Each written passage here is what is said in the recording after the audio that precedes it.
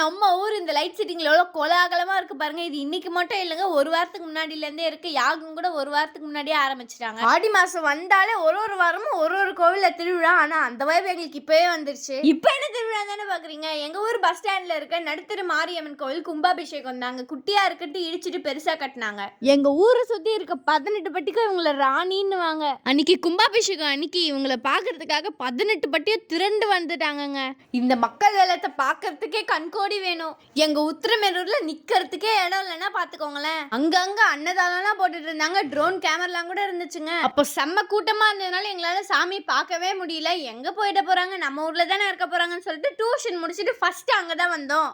தேங்காய் வெத்தலை பாக்கெல்லாம் வாங்கிட்டு போனா கூட நம்மளே தான் உடச்சிக்கணும். அன்னைக்கு ஈவினிங் கூட அவ்வளோ கூட்டம் இருந்துச்சு. ஃபைனலா சாமியும் பார்த்துட்டோம். சைட்லேயே பழனி ஆண்டவர் இருந்தார். அவருக்கு ஒரு விசிட்ட போட்டு பஸ் ஸ்டாண்டுக்குள்ள லைட் மியூசிக்லாம் இருந்துச்சு. அதை பார்த்துட்டு இருக்கும்போது வந்துச்சு. நாங்களும் வீட்டுக்கு வந்துட்டோம்.